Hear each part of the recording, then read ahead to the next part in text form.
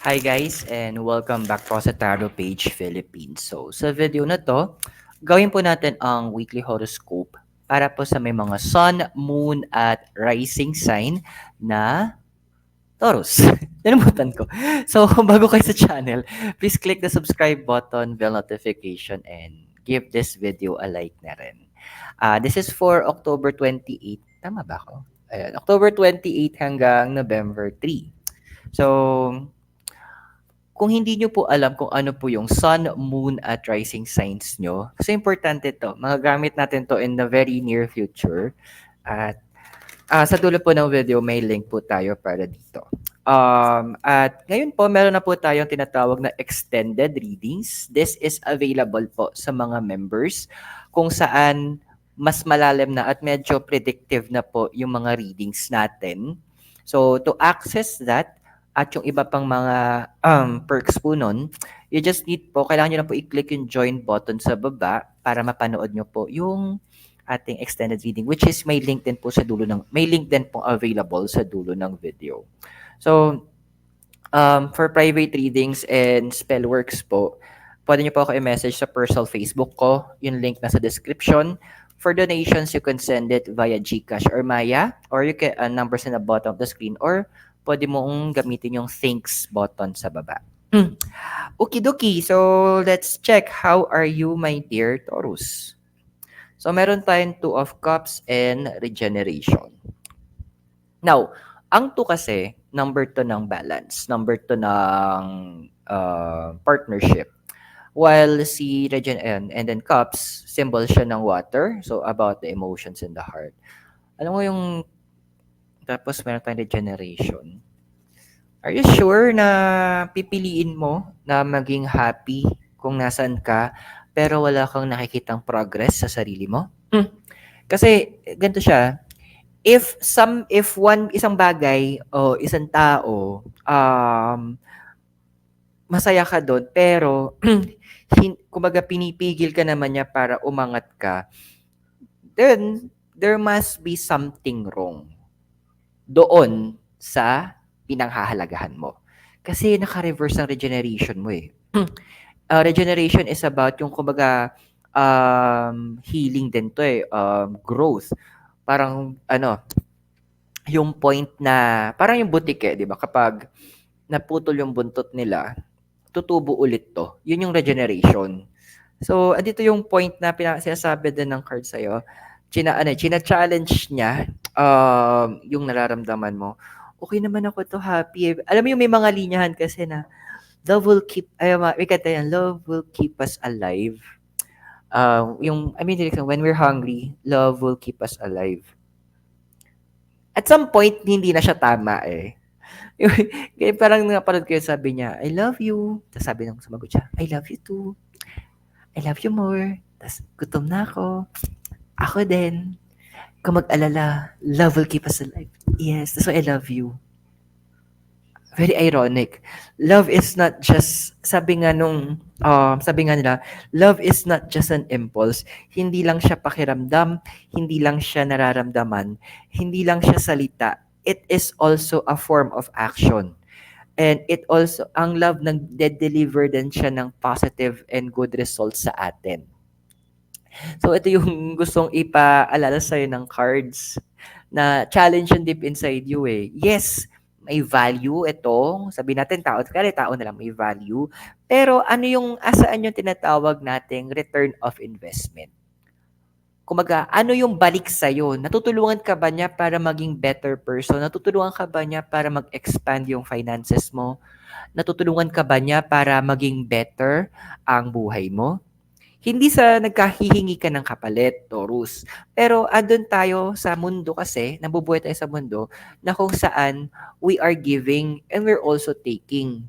This is a life or this is a world na kung saan ang mga bagay dapat balanse. Ang mga bagay dapat andoon na pantay-pantay. Hindi yung okay na si ganto, okay na yung ganyan. No, no, no. Gusto ipaalala sa'yo ng universe, this is a time for you to reflect. Oras na ba para i-end yung connection mo? Kasi kung babalikan nyo, Taurus, This is not just for romance, pwedeng friends to or coworker or kung si or anuman or pwedeng hobby, ganyan. Paalala lang, mas kung makikita mo yung ko-compare mo yung before tsaka yung ngayon, bago dumating 'tong bagay na 'to or 'tong taon 'to, you have a good life. Mas maayos, mas oo, andun medyo predictable, pero andoon na mas kaaya-aya yung buhay mo. Mas, may ano, mas nagiging kumbaga mas relax ka, mas kapaki-pakinabang yung oras mo. So, this is a time of reflection. Ano ba yung nagho-hold back sa'yo? Ay, okay. So, we have here the card of the sun tsaka message in a battle. Siguro andun lang din yung point na kaya pinanghahawakan mo pa rin kasi you have this feeling na eto na lang yung meron ako eh. O siya na lang yung meron ako, bakit ko papapakawalan? May kasabihan tayo that a closed hand cannot receive. Ang kamay na nakasara, hindi kayang tumanggap. This is an important lesson na gustong iparating sa'yo ng universe. This is an important thing na gustong iparating sa'yo ng Sansinukob. Na hindi dahil masaya tayo doon sa incident na yon, it's okay. Kasi andoon, akala mo lang na yun na yung pinanghahawakan mo dahil masyado mong na-prioritize, masyado mong nabigyan ng attention, or andun yung point na nasanay ka.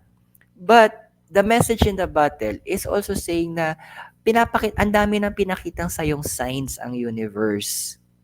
That this is a time for you to literally cut off certain individuals from your life or andoon na pakawalan mo yung mga hindi na nagsaserve ng energy mo ng maayos. Kasi andoon na ano eh, the cards are also telling na masyado ka ng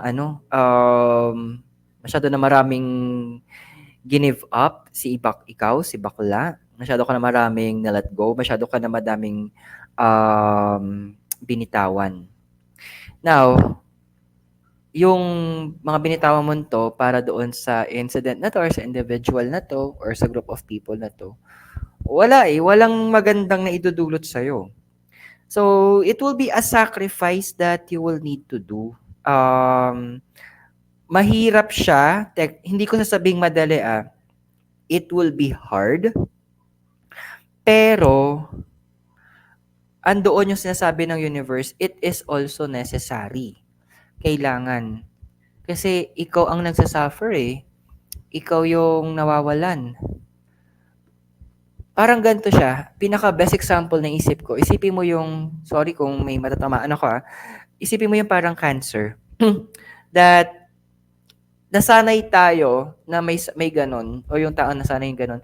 Pero hindi dapat nasa katawan niya yun eh. Now, the process para mawala yon yung sakit na yung abnormality na yon is a painful process. May mga nakausap ako na yung dumasa ng chemotherapy. Grabe, iba yung sakit na naranasan nila or kung nakapanood kayo mga documentary or movies,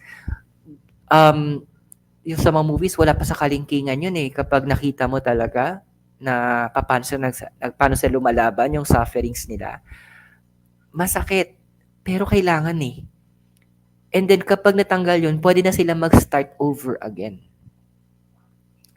Yes, yung gagawin mo, masakit, mahirap, pero it will be a procedure na that will be na magiging necessary para sa'yo. Kasi the benefit is mapupunta rin sa'yo. Huy, ano ba yung desire mo kasi? Two of Pentacles, tsaka flexibility. So, balance and partnership, tapos physical surroundings.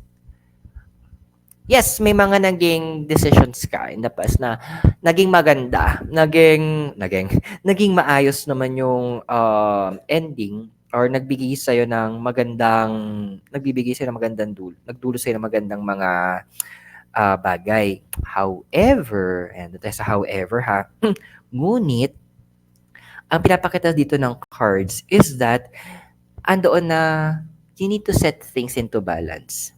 May iba sa inyo, pinapabalik na ng universe sa family nila to reunite with them.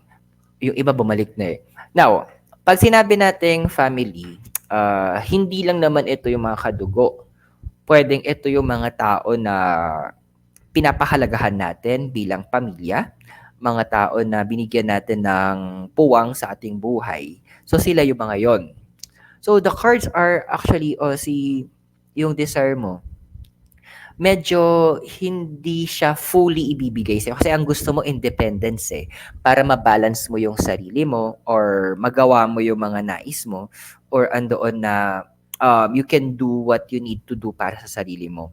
But the cards are saying dito na may mga sacrifices kang gagawin.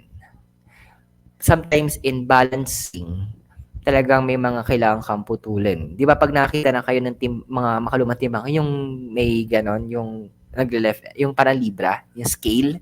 'Di ba may nilalagay sila mga pabigat, tapos lagay nila sa kabila yung item.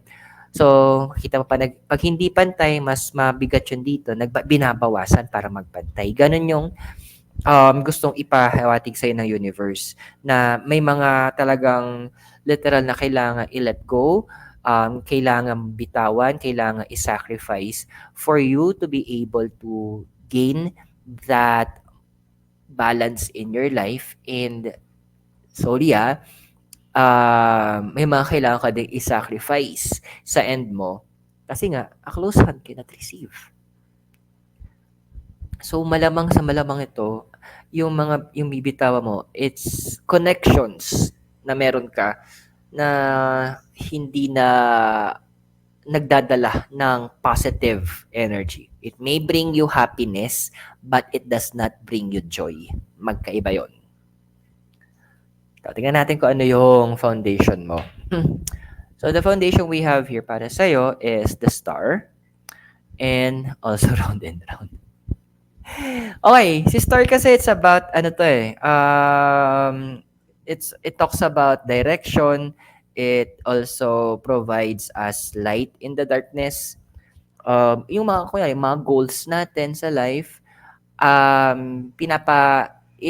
sinsymbolize ito si Star. Now si Star din, connected din siya kay zodiac sign na Aquarius. So si Aquarius naman po, it's also about hope, about family. So, naka-reverse siya. So, ang dami sa inyo for the solo mode.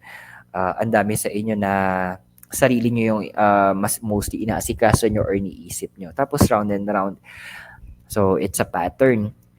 Alam mo yung you're trying to, ang nangyayari, it's more on the trial and error ang ginagawa mo na, ay, baka pag ginawa ko to, pwede, or baka pag ginawa ko to, may magandang effect, or baka pag ito yung tinry ko, I can find something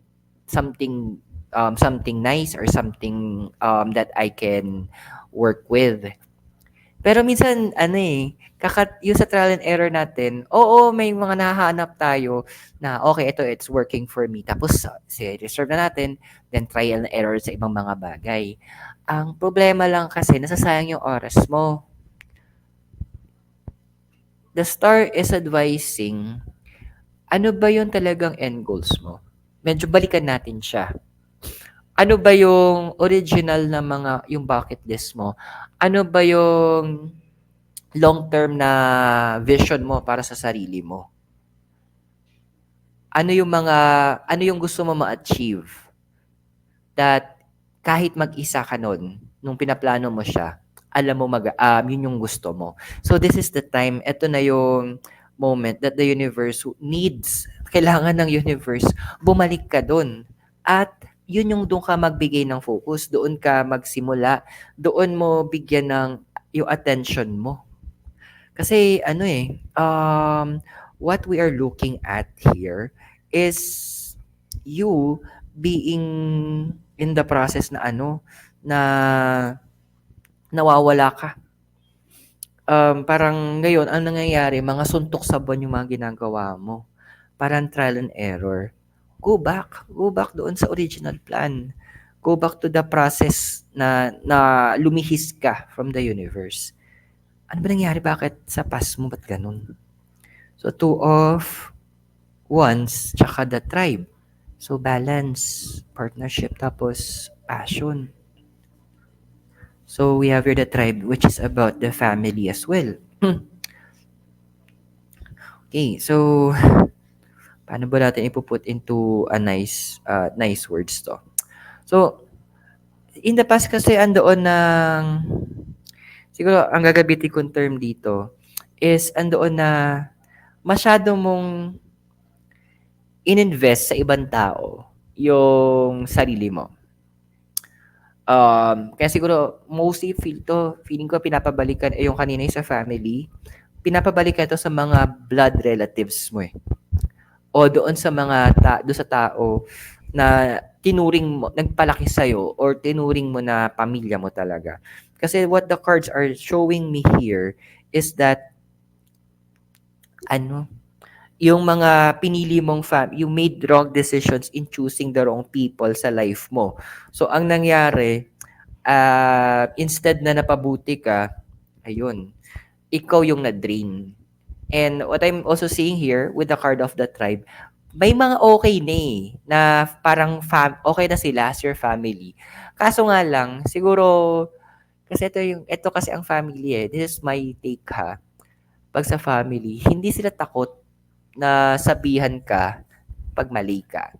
Hindi sila takot na i-correct ka. Hindi din sila takot na pagsabihan ka na kung ano yung mali mo. Kasi sabi nga sa Proverbs, open rebuke is better than hidden love. Mas maganda na, at yun din yung mindset ko ever since.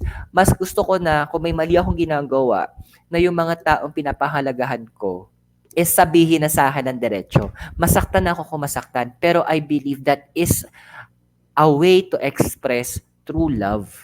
Kasi hindi mo na hinintay na ibang tao pa yung mag-correct. That means you value me enough para itama mo ko. Ganun ako ka-importante sa'yo. Kaya you took the time, you took the energy, and the effort para mag-isip ng tamang salita. And you took the risk na masaktan ako para mapakita mo sa akin yung pagmamahal. Parang yung disiplina ng mga magulang natin, mga batang 90s dyan. Di ba? Yung palo. It's a form of love. Kaya madami sa atin na lumaki tayo sa palo, mas andoon na naging disciplined tayo, na mas naging maayos tayo makitungo sa mga tao. Yung respect na nanuot sa mga buto natin. So it's time for you to go back to your family talaga. Ano bang future na ikaw? So we have here, tinan mo, ang ganda. So 8 tingnan mo. Parang nakikita mo sa likod kita. So, 8 of Pentacles, tsaka all that glitters. So, 8, this is about power and strength eh. Tapos, Pentacles about the earth, so physical. And all that glitters, of course, ang ganda. Parang ganito. Glittering. Ayan. It's my personal oil. Gawa ko kaya ako ng oil. What do you think? Gusto nyo ba? Prosperity oils. Oh, anyway, at saka kasi love oil kasi ito eh. So anyway, doon sa mga magde-decide, medyo marami sila mag-decide na bumalik to reconnect with your family. Kasi pag sabing bumalik, hindi naman exactly na doon ka natitira agad. Ando lang na i-reestablish mo lang yung connection mo, yung communication mo sa kanila. So, sa mga gagawa nun, what I'm seeing here with the 8 of Pentacles kasi, magkakaroon to ng positive impact doon sa finances mo. So, it could also open doors for careers, possible even business, or yung yung hobbies mo, yung mga bagay na enjoy mo, may possibility na pwede mo siyang ma-turn into pwede mo siyang ma-divert para maging money-making hobby. Example, ako isa sa mga hobby ko, is ano bang hobby ko? Magbasa ng libro. So, because of that, nakakapag-gain ako ng more knowledge, nakakapag-gain ako ng additional insights. And dahil din doon, nagagamit ko siya to share it to other people. Kaya nagkakaroon ako ng mga tarot classes kung saan nagtuturo ako paano magbasa yung mga tao ng cards para mabasahan nila yung sarili nila. So yun, that's an example of pwede mong ma-achieve once na nire-establish mo yung connection mo with the family, the tribe, the proper tribe. So, okay, all that glitter, so we could see talagang things will be shining down on you. Glitter, glitter. So, party-party yung peg nun. So if the readings are resonating with you at alam mo gusto mo yung mas malalim pang readings para sa sarili mo, you can click yung join button sa baba kasi after na to may link tayo para sa extended readings. Para doon ko itutuloy ng mas malalim pa yung readings ng horoscope mo. And sometimes, based sa experience ko sa mga naunang mga horoscope, nagiging predictive siya eh. Nagkakaroon ng time frames kung kailan mangyayari. So if you want that, click the join button.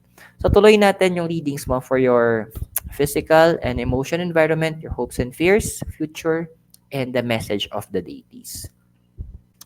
Your physical environment is card of the world and fates.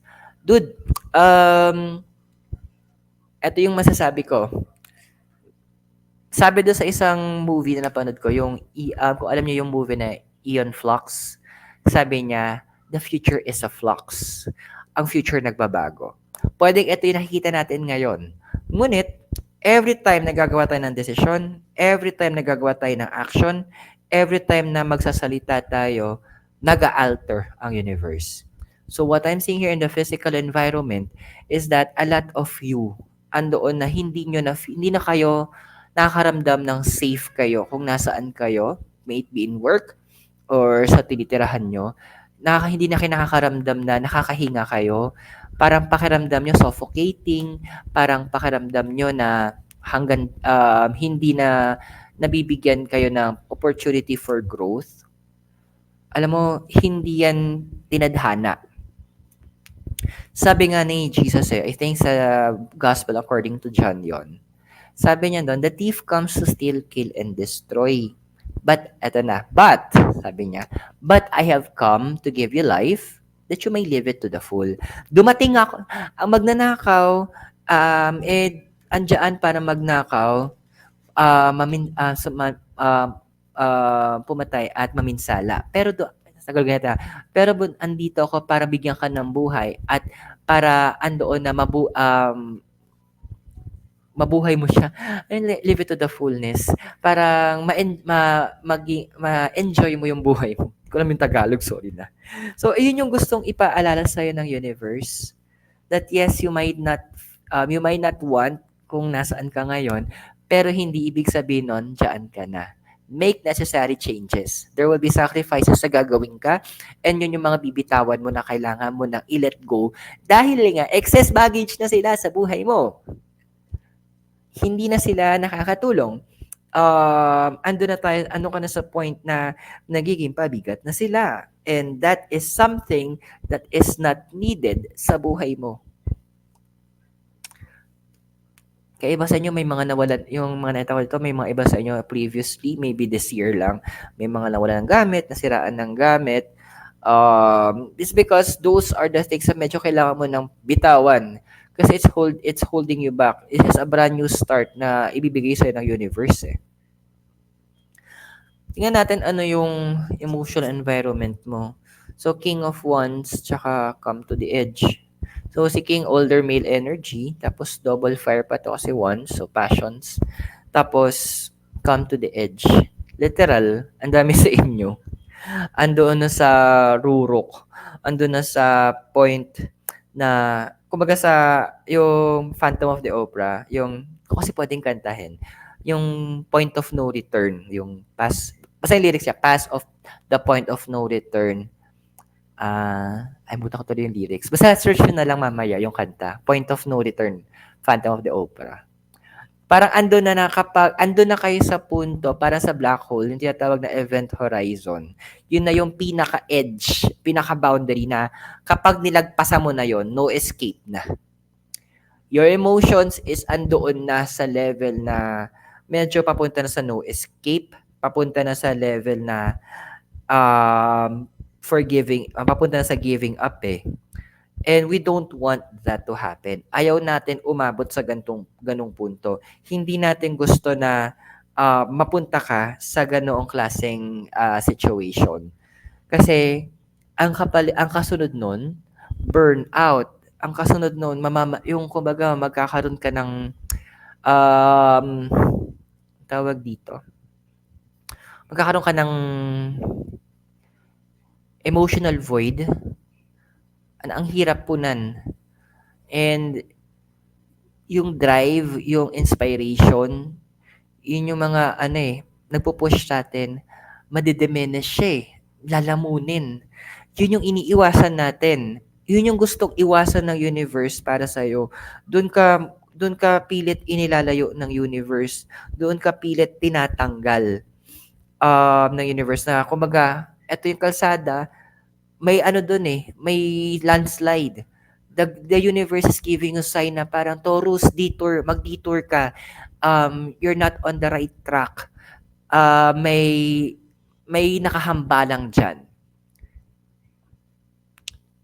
So I am hoping umaasa ako at nagtitiwala na karamihan sa inyo in the House of Taurus, magkakaroon kayo ng proper decision at magkakaroon kayo ng wise decision to follow the instructions of the universe para sa'yo. Tingnan natin yung hopes and fears mo. Kasi may mga sacrifices lang talaga eh. But remember, when you do sacrifices, parang si Abram pa yung name niya nun eh. Tapos, pinasacrifice niya yung anak niya. Si Isaac. Tama ba ako? Si Isaac ba yun? Sana tama yung naalala ko. Then, nung papatayin na niya, sabi ni God na wag mong saktan. Nakita ko na yung gano'n ka ka-dedicated. At dahil dyan, I will bless you. And you will be named Abraham, father of the nations. So, ganun. Sacrifice is not pain. It may be painful, but once you are able to fulfill that sacrifice na hinihingi sa'yo, grabe yung kapalit. Your hopes and fears is the 5 of swords tsaka building blocks. So, actions and the mind. And then, foundations. Ngayon, ang dami sa inyo. Gusto nyo parang yung restart ang hinahanap nyo para makapagsimula ulit. Andoon na makapaghanap ulit ng paraan para kumbaga makapagpundar or maging mapunta ka sa sitwasyon na kung saan stable ka ulit. And ang nakikita ko kasi dito, ang isa sa mga kulang din kasi yung hope mo eh. To fulfill that, sabi nung 5 of swords is knowledge. Yung meron ka namang enough knowledge. However, hindi natin kasi alam lahat. Yung sinasabi lang, no man is an island. Totoo yun. Kasi, pag mag-isa ka na sa island, may mga moments na kailangan mo ng tulong to do something.